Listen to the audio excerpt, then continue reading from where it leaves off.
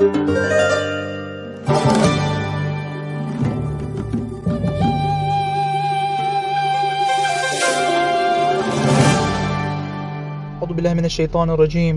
Rahmanir Rahim. The Supreme Leader's speech to government officials and the participants of the Conference on Islamic Unity. Bismillahir Rahmanir Rahim. In the name of Allah, the Beneficent, the Merciful. I would like to congratulate all of you honorable audience, the dear guests, who have come here from other countries, the ambassadors of Islamic countries, and also all of the great people of Iran, who proved their kindness and commitment to the issue of prophethood in practice, on this auspicious and great Eid. I also congratulate the entire Islamic Ummah, who has a feeling of unity and unanimity centered on this auspicious name of the Holy Prophet, on this great Eid. I would like to extend my congratulations to all the liberated people throughout the world on this auspicious Eid. The blessings which have been bestowed on the great birthday of the Holy Prophet really belong to all the liberated people throughout the world. These blessings belong to all of the people who are after liberation, justice, and achieving lofty and divine values. A number of mystics believe that the month of Rabiul Awwal is the spring of life in the real sense of the word, because in this month, both the Holy Prophet ﷺ and also his honorable grandson, Imam Abu Abdullah Ja'far ibn Muhammad as-Sadiq ﷺ were born. And the birthday of the Holy Prophet is the beginning of all the blessings that Allah the Exalted has bestowed on humanity. We who consider Islam as a tool for humanity to achieve happiness and salvation should know that this divine blessing is because of the Holy Prophet, which has been bestowed upon us in this month.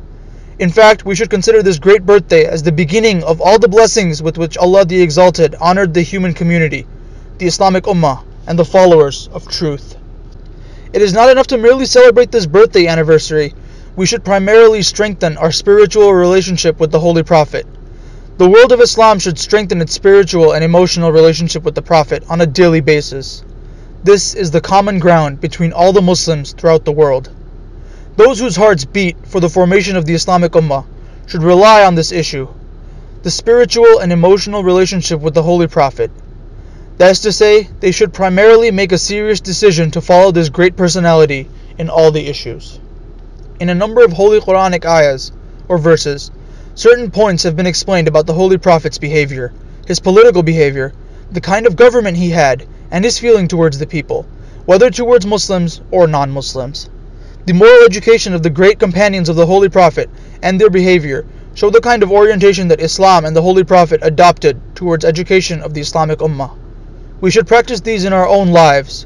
We should do these in practice. It is not enough to say these in words. Today, the ground is prepared for this issue.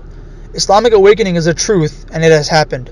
After many decades of domination during which the enemies of Islam and the enemies of Muslims spread their domination over Islamic countries in the form of direct colonialism, neo-colonialism, indirect colonialism, and in the form of cultural, economic, and political domination, the core of Islamic awakening has grown gradually. And after many years during which the Muslim nations were crushed under the enormous pressure of domination from the West and from European and American governments, Islamic awakening has been established and is revealing itself.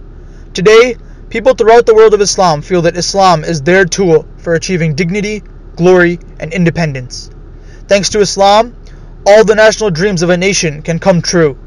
Thanks to Islam, Islamic nations can stand up against the domination of the West and against the arrogance, oppressive domination, and exploitation of Western governments.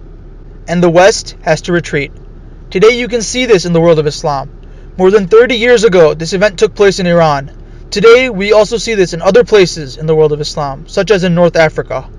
Steps are taken towards victory. Of course, there are certain problems, but if we remain vigilant, problems cannot create obstacles in our way. The Holy Quran says, "They shall by no means harm you, but with a slight evil." Surah 3, verse 111. Yes, they harm us and create problems for us, but if we have determination and rely on God and decide to move forward, they cannot create obstacles in our way. Today, Islamic nations have awakened. Thanks to Islam, they feel that they can get their message across to the enemies of the world of Islam and the corrupt Zionist network, which has established domination over policies of Western governments. These victories are very valuable.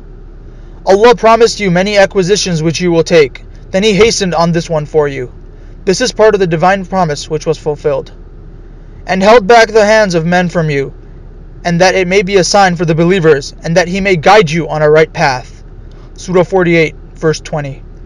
Each victory that a nation achieves against the enemies and against their propaganda and evil tools is a divine testimony and a divine sign, and that it may be a sign.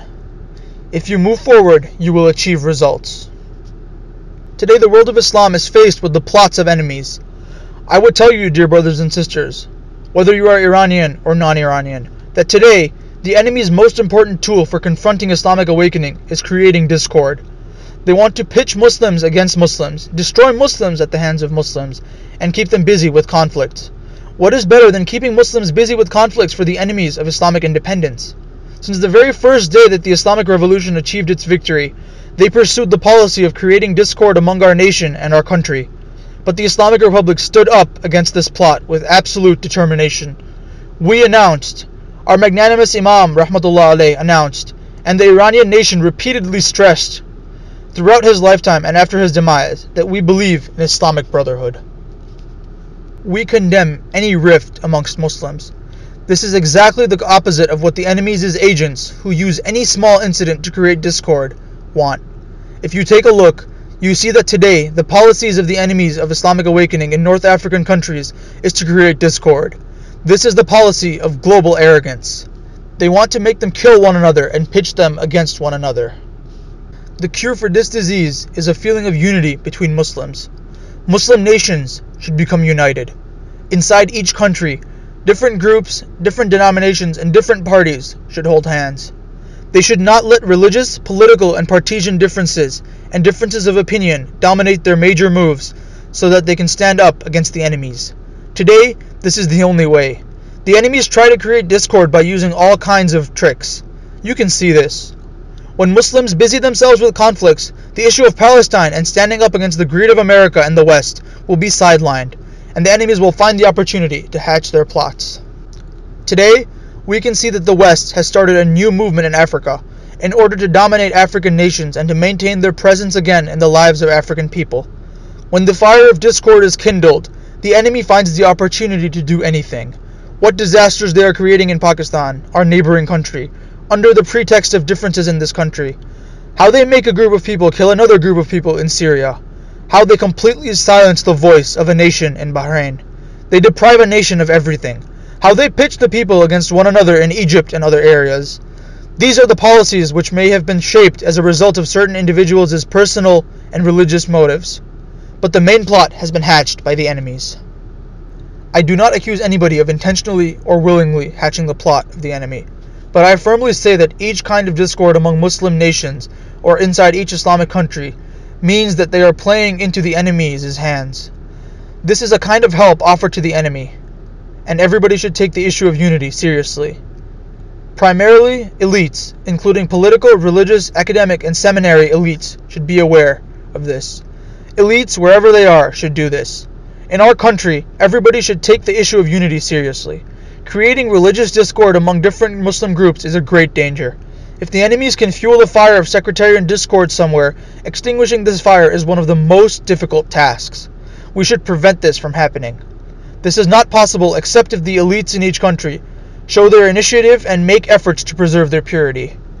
Scholars, academics, politicians, and those who are influential should explain to the people about the plot of the enemy and their hope of creating discord amongst the people.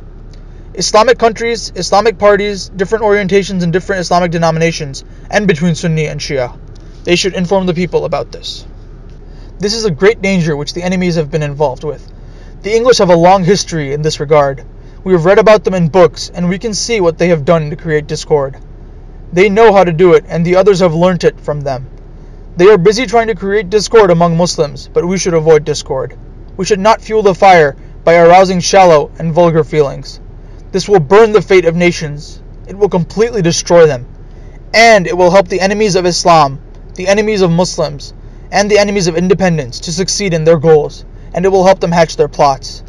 We should remain vigilant. Islamic unity is a sacred slogan. If the Holy Prophet were among us today, he would invite us to promote unity, as this holy verse of the Quran says. It grieves him that you should perish. Ardently anxious is he over you. To the believers is he most kind and most merciful. Surah 9, verse 128. The Prophet would prevent these kinds of discord. If we love the Holy Prophet, we should meet this major demand that he made. I ask Allah the Exalted to bestow on all of us the blessing to do what we say. Greetings be upon you and Allah's mercy and blessings. Wassalam.